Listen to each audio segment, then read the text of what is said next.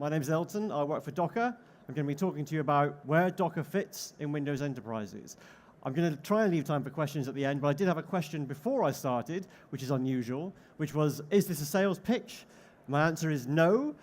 If you disagree with that afterwards, come and tell me. So where Docker fits in Windows enterprises. I'm going to be talking about why people are using Docker, how Docker works on Windows, what big enterprises are doing with Docker now and what they're scaling up to do with their Windows applications. And I'm going to have a couple of demos as well, showing you how Docker works on a Windows-based application that you run on a development or a test environment, and then the differences when you kind of go to production and you use a cluster of Docker machines. So firstly, can I have some hands? Who's heard of Docker? Ah, very good. Who's used Docker?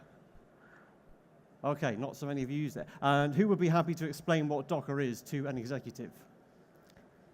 No? Just me. Okay, fine. So hopefully then this will have a slightly better idea. So Docker's an application platform. It's capable of packaging, distributing, and running applications, any type of application, any type of server-side application. There's no UI to it, really. It's a new addition to the Windows world. It came in with Windows Server 2016 and Windows 10, but it's not a new platform. It's been around in the Linux world for 4 years. It's been maturing all that time, adding in all these cool features, and then it kind of landed fully fledged in Windows last year. And the reason Docker got so big in the Linux world, and it's pretty much ubiquitous, people pretty much heard of it in all aspects, in all industries, is because of the way it lets you make more use of your applications, your hardware, or your human resources too. So the first thing you get with Docker is you get more efficiency. So because you're running your applications in a more efficient way, which I'll describe in a moment, you can get a lot more stuff running on your hardware. So if you've got a fairly capable machine that can run half a dozen virtual machines, you'll be able to run dozens of containers and still have isolation between the workloads. Second thing is portability. The way you package your application in Docker, you create like a single unit that you can push and then pull and run anywhere. So when you build your application in a development environment, you'll have this image that's got your whole application stack bundled inside it. And then when you go to, that comes out of your build server. And when you go and run it in your test environment or production, you're running a new instance of the same image. It's the same set of binaries, the same set of config. So you can run that anywhere. So when you run locally on your laptop or all the way up to dozens of servers in the cloud, it's the same thing that you're running. And the last thing is security.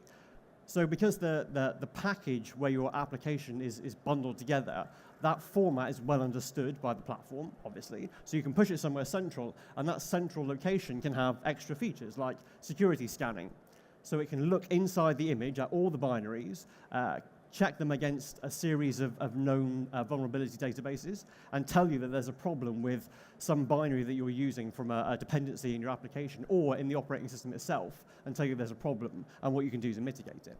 And the other thing you can do is you can sign your images. So when you push your image to that central location, you can add a digital signature, which is effectively a sign-off that says, I'm from the QA team and I approve this release, or I'm a release manager and I'm happy for this to go to production. And you can configure Docker so it will only run images that have been signed by a certain set of people. So on Windows, if you're familiar with Docker on Linux, it's fundamentally the same set of principles. So the Docker slogan for a long time has been build, ship, and run. And then later on, they added a tagline that said any application anywhere. And that's the key parts of the platform, this ability to package, distribute, and run your applications all within the platform. And it's the same in Windows as it is in Linux.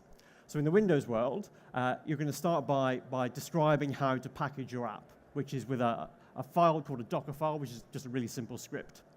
And so for a Windows application, you're going to be running Docker as a Windows service, so it sits there and runs in the background. And ideally, it's the only thing you run. So you've got your bare metal server with Docker running on it. You can run it on a VM if you prefer. You don't really need anything else.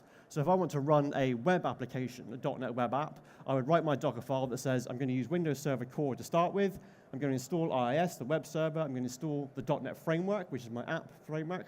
Install ASP.NET, and then copy in my web application. And then I'm going to run a command docker build, which will go through all of those steps in the script, and the output will be a Docker image, which is that package bundle of my entire application with all those parts in it. And this is what a really simple Docker file looks like.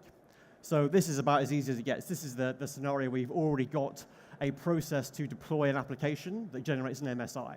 So I've got my MSI. I want to see how that's going to work if I were to run it in a container instead of on a VM. And this would be all you need in your Docker file. So the from line says, I want to start from somebody else's image. This is an image that Microsoft own. It's ASP.NET running on Windows Server Core.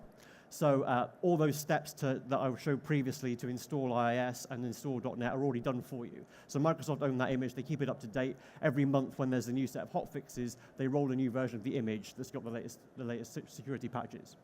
And then I'm copying in my MSI from the machine I'm running this Docker build command on, which could be my laptop, or it could be a build server. And then the run command is going to execute inside the container just to run MSI exec and set up my application. And this will work, and this is fine. But it's a good way to get started, but it is opaque because you've got no idea what's going on in that MSI. That could be a web application, it could be a Windows service, it could be anything. You can write custom actions in MSI to literally do anything. So you don't really know what that's doing. And your Docker file is your opportunity to explicitly state exactly what your app needs to run. So a more complex example would look like this. Still not particularly complex. This would be a fully fledged Docker file that's going right back to source. So it's starting from Windows Server Core, which is basically a clean, fresh install of Server 2016 Core without the UI. And then we're switching to PowerShell for the rest of the Docker file. And from here on, we're just running PowerShell commands to set up from scratch. So this is the equivalent of starting a new VM, installing Windows Server, adding IIS and .NET, getting rid of the default website, copying in the packaged web application, so not the MSI, but an Xcopy deployment, effectively, and then running new website, another PowerShell commandlet to set up my web application. By default, containers are locked down. Traffic can't get into them unless you explicitly allow it, and that expose command is saying, when I run a container from this image, I will let traffic in on port 80, which will be picked up by IIS. And the last one is the entry point, which is telling Docker what to do when you start a container from that image. Okay, and the image is, logically, it's one thing. So when you run that build command, you'll have an output with an image of a name that you gave it. But actually, technically, it's physically stored as lots of different layers. So each of those commands creates a different layer, and the layers get cached and reused wherever possible. So it's a really efficient way of building and storing your images. And that image has got your whole stack in it. So it's got the version of the operating system that you want. It's got the application framework. It's got your code, your dependencies, everything packaged in one unit. And it's open. So although the Docker image format is the most popular, it actually just uses a standard, an open standard. So anyone can use those images or produce their own software to produce those images. So when you've got your image, that's going to be on the machine where you ran the Docker build command, which is only useful if you want to run it on that machine. But distribution is part of the platform, so you can run another command, docker push, and push that image up to a central location. So in Docker parlance, that's called a registry, and a registry is just a store for lots and lots of images. This is the public registry, Docker Hub, and there are hundreds of thousands of images on there that you can go and use. You can use other vendors. The Docker Hub is a free public repository. You can use other vendors' paid-for repositories. You can run your own registry in your environment, and you can run a secure registry, depending on what requirements you've got. Docker Hub is one of the reasons why Docker became so popular. So those kind of 500,000 applications that are bundled and available on Docker Hub, at the moment they're mostly Linux, they're mostly open source software, but they've been downloaded, this is way out of date, they've been downloaded 12 billion times at the moment. So when you're ready to run an application in Docker, you pull that image from the hub, which brings it down onto your machine, and then you start the application, and that's happened 12 billion times since the hub was launched. And the registry, again, it's an open format. So it can store any type of image, doesn't care whether it's a Windows image or a Linux image or ARM or x64. It's one location to store all those things. And you can use anyone's offering, because they're all, the format, the API is the same. And there's a reference implementation. So a lot of the commercial registries use the free registry, which you can get from GitHub, from Docker, and they bundle additional features on top of it.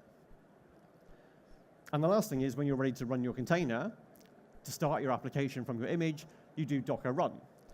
And if you don't have the image locally, Docker run will bring it down from the registry. When you say Docker run, you pass it an image name, which gives Docker enough information to go and fetch it. And then it starts your application in a container.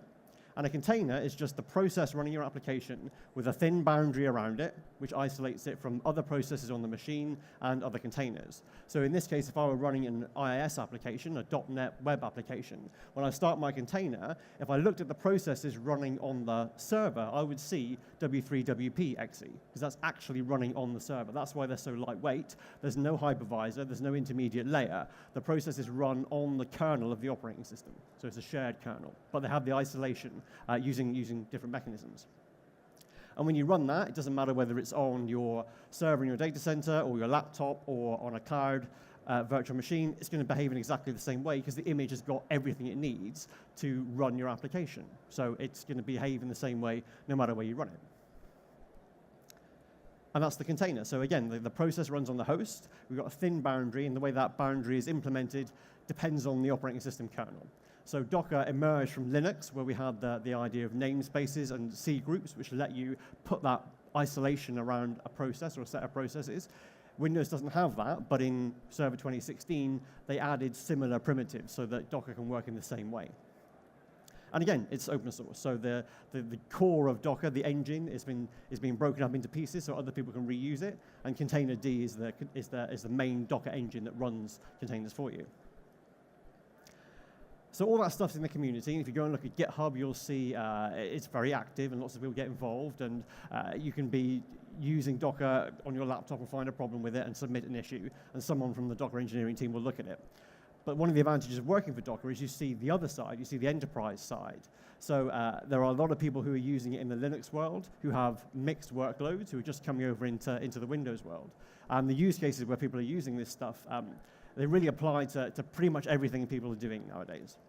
The thing is taking their existing applications and running them in Docker containers, which you can do with an MSR, or you can do by bundling your application, or you can make your Docker file as complex as you like, or you can start and make it as simple as you like. So we've got, there's a tool we have which you can point to a virtual machine and it will extract a Docker file for the application on that machine. And that works for Windows Server back to 2003, for .NET applications back to 2.0. So you can literally take a VM that's running 2003 with a .NET 2 application, run this tool, and bring it straight into Windows Server 2016, running on .NET 4.5, and get like 14 years of security fixes in about 5 minutes. So you get the security, you get the portability, because if you're thinking about cloud, then you've got an image that you can run anywhere, and you've got the efficiency. So if you want to just use the same amount of hardware, but run more applications, then you can do that by putting them in containers. The second one is if you've got an existing application that's under development, so you're using it, but it's also being extended with new features, then by moving it to Docker, you can start extracting features out of it and running them in microservices or feature-based services. And Docker really makes it really easy to do that because you can run your container in a kind of virtual network in Docker, and that virtual network can span several machines. So I can take my big web monolith and I can break out an important feature and run it in a different container and connect them through that virtual network. And I can bring in some of that great software that's on the hub, like the open source software like Elasticsearch or Kibana or RabbitMQ or whatever you want to use, and plug it straight into my application without having to deploy that third party thing. The third one is if I've got a completely new application and it's going to be cloud native or microservice based, then Docker is the way to start with that. So right from the beginning, instead of breaking things out into their own services, you can start using services at a small granular level and combine them with Docker right from the beginning. The fourth is more of that portability thing. So data center refreshes are often a trigger for looking at the cloud, and people are wondering how to take their old application that's sat in a VM somewhere that no one understands anymore because everybody who worked on it is left or become CTO. They're wondering how to move that to the cloud, and Docker is one way to do that. If you've got really aggressive HA requirements and you need to run multi-cloud, that's really difficult to do if you go to a PaaS approach. But if you put everything in a Docker image, you can run that on any cloud.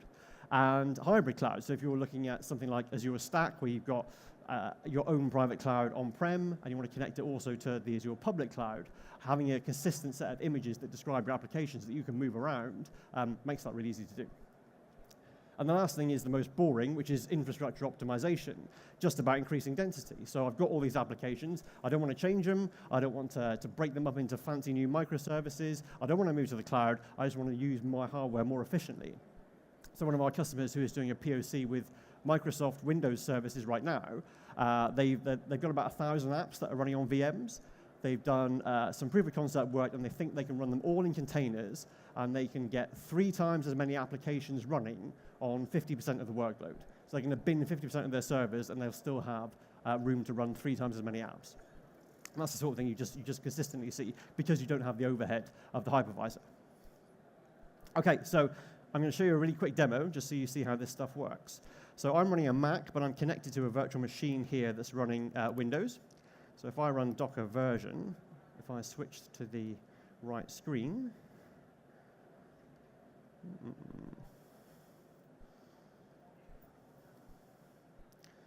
let's get rid of that.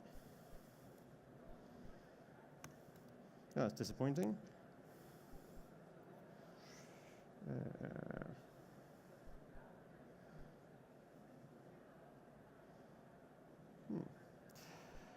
You have to take my word for it if I can't show you the demo. That would be a shame. So if I do end show,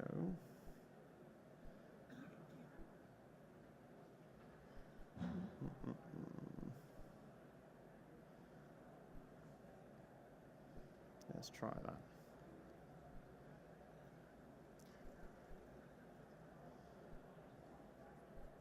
Okay, sorry about that. So now you should see my terminal. There's my terminal. So I am connected to a virtual machine running on this Mac, which is running Windows. So if I do Docker version, you'll see that I'm running Darwin, which is the Windows, the Mac kernel, and I'm connected to Windows, which is my my virtual machine running on this same box. So Docker has an API that lets you connect and send commands remotely, and you can do that securely with TLS as well. So on this in this directory, I've got a Docker compose file, which is basically a description of a distributed application. So the Docker file is a description of how to deploy one part of the stack, so maybe one website or one console application, and the compose file is how you deploy a distributed application. And so I'm just going to run Docker compose up to start it in the background. It's going to start a whole bunch of containers, and I'll show you what it's doing here. So this is my compose file, which is just basically a YAML file that describes all these different components that make up this distributed solution. It's a really simple demo app, which I'll show you shortly. What it is there's a SQL Server backend, there is a ASP.NET front end, there's a message queue in between, so when you do stuff on the website, it drops a message on the queue.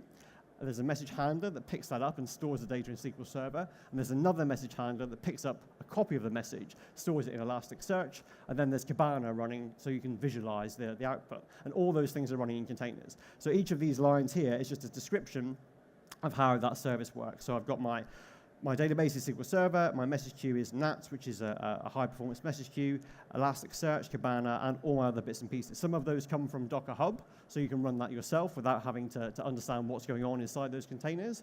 And others are ones that I've built myself because they're custom parts of my application. So that is up and running now, so I can see what's happening in Docker. Docker PS just lists out all my containers, and these are all the containers that are running. So this is a basic VM that's got a couple of gig of RAM, and it's still being able to host all these things because they're so lightweight. There's a lot of communication going on inside this application. So the web application needs to be able to talk to the message queue, and the handler needs to talk to the message queue, and the handlers need to talk to SQL Server and Elasticsearch. But very few of the ports are exposed. So because they're all running in the same Docker network, they can talk to each other without physically exposing the port to the host. So SQL Server is running on port 1433. You can't get to that unless you're running in a container inside this network. So the message handlers and the website can get to that container through port 1433, but it's not accessible on the machine unless you're running inside a container. So let's show you what this really simple app looks like, which is on my virtual machine. 7. And it's rubbish, but it gives you an example of how all these different bits fit together. So it's just like a product launch website where you can put some information in. And I've done this before, as you can see from my history. I've got, for someone who demos software for a living, I've got, I can't fill in a form dishonestly. So like, I know there's no validation here, and I should just click OK, but like, I don't like to say, well, I work for Docker, why would I write anything else? And I'm a developer advocate. So when you click Go, That's it. The web application's done. It drops a message onto a queue. So actually, this application is the end result of a longer demo I do, where I start with a single monolith and I break bits out. And the reason that we put a message queue in there is so that we can scale stuff up, and we don't have a hard dependency between the scale of the website and the scale of the SQL Server. So that's running, so that's cool. So if I looked at my SQL Server, I could see the data in there. And the other handler is connecting to Kibana. So if you haven't seen Kibana, it's a really good front end for NoSQL data. So Elasticsearch in this case. So what I'm doing here, I'm connected to my container that is just come straight from Docker Hub. So if I didn't have this container, this image available when I ran my command, it would pull it down for me. And this would be the equivalent of downloading all the dependencies for Kibana, installing it on my machine, downloading that and starting it up. This is what you get for a new instance. So prospects is the name of my data. There's already data in there because I've already dropped a message on the queue, which has been picked up, so it understands all the fields. And then I can go and click on Discover and see the data that's gone into Kibana. So that's in my container. There's a SQL Server container with a slightly different copy of the data. And they're all running in Docker on that VM. OK, let's switch back here.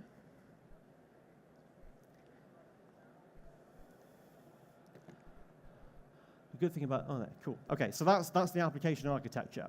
So each of those things are different containers running on my machine. The reason we can run at that level of density is because unless they all happen to max out at the same time, they don't need to use all the compute on the machine. So some of these things are incredibly lightweight, like the NATS message queue will just sit there using like 1% CPU, even if it's under huge load. So there's no point running that on a separate machine. If I needed to get high availability, then I could cluster it and have several instances. That's fine. But I could also run other things on those machines as well as NATS. So I've got my website entry point, I've got my message queue, 2 message handlers, 2 different types of database, and my analytics on the far end with Kibana. All the things at the top have come straight from Docker Hub. So I haven't had to do anything to bring those into my solution. So it all runs really neatly, and it's really simple to get started with. OK, so that's Windows. So if I run my container on a Windows server, what happens is the process actually runs on the host. So that's fine. So my web application, W3, WP, actually runs on the host. It's the same in Linux. So if I were to run a Linux web server like Nginx, the Nginx process runs on the host. And what that means is you can't run a Windows image as a container on Linux because they don't understand how to start the processes. Just like you can't run IIS worker process on Ubuntu, it just doesn't know what to do with it, and vice versa. So you can only run Windows images on Windows Docker servers and Linux images on Linux Docker servers. But the API is cross-platform, so you can control any engine, any remote API from Windows or Linux, as I've shown you. And you can also cluster these things together in a swarm. So we call it a swarm. It's just a cluster of machines that are all running Docker, and they're all connected together. And you treat them as though they're a single unit. So in this case, I can have a manager node that's running Linux. I can have a worker node running Linux, and worker nodes running Windows. And then when I deploy my application, I can say these containers need to run on Windows nodes, and these need to run on Linux nodes. But that virtual network that connects them all, that Docker network, spans across all those machines. So I can have my Elasticsearch running on a Linux node, and I could have a message handler running on a Windows node, just creating documents in it as if it was running locally. So that network spans all those nodes, and so you can run these distributed applications, and you can put the right application on the right host. OK, so that's the management, and you manage the thing as if it's one unit. So I'd still run those Docker commands, but instead of talking to a single engine, I'm talking to a cluster. OK, so just very quickly, the production side of this is you can run your swarm, and you can run Docker datacenter on it, which is a commercial product. And that gives you an extra level of security and flexibility over what you get with the enterprise edition. So I will show you how that works very, very briefly with another quick demo using the same application. So I've got that application running on Universal Control Plane, which is the front end that shows you how your cluster's doing. So this is the entry point. It shows me I've got 4 nodes. And if I click, I've got some are running Windows, some are running Linux. And if I look at the services, I can see I've got a whole bunch of things that are running, including my database and my handlers and my Elasticsearch and all the rest of it. Some of these are running on Linux, and some of them are running on Windows. Because if I'm running Elasticsearch, that's a Java application, I can run that on Linux. Why would I run it on something that needs a Windows license? If I've got a mixed server workload, why shouldn't I be able to put them in the right place? Same with Kibana, same with the message queue. And in this case, I'm actually using SQL Server on Linux too, just to see if it works. Because it does, but it's early days. But that works really nicely too. And the good thing about this is, it's a new way to manage your applications. Because everything is running in a container, and because the container API is well understood, it doesn't matter what host it's running on. It doesn't matter if it's Linux or Windows. It doesn't matter if it's Go or Java or .NET or whatever. I can interact and manage with these things in the same way. So I can go and look at Kibana, and I can see there's a task running, which is the container. This is coming from my phone, so it's not particularly fast. And I could run at scale when I have a swarm like this.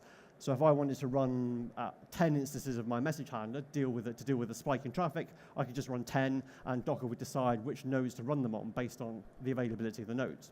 In this case, I've got a single instance of Kibana. I can go and look at that, and I can see the logs. It will pull these up from what's written to the console.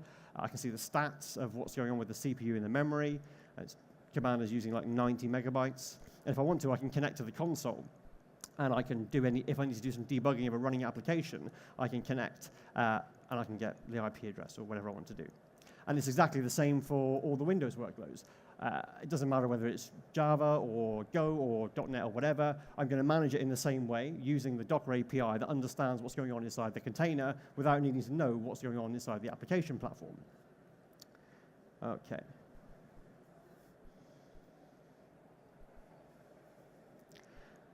So let's get rid of that little line. So DDC is, there's two parts to DDC, but I've only shown you very quickly one of them, which is like the universal control plane, which is the management side of it. In order to use it, you get an EE subscription, which gives you support as well as giving you the extra stuff, and you get Docker Trusted Registry, which is your own private registry. So rather than pushing stuff to the hub, which is public that anyone can use, you can run your own registry on your data center or in a private cloud. As well as giving you all the stuff you get out of the box with Docker, the Community Edition. Docker Enterprise Edition has more advanced security features. So there's role-based access control that integrates with your LDAP provider or Active Directory. So you can allocate resources to people based on teams or individuals. And it gives you that single pane of glass. So it doesn't matter what I'm using, Linux, workloads, Java, .NET, whatever, I manage it all in the same way. And that was the final architecture for the demo running in the Swarm, which was in Azure. Blue in this case means Windows, and orange means Linux. So I moved a whole lot of the workloads onto Linux without changing any application code. I just changed the containers that I started and ran them all in the same network. And that's me done. So here's my contact details.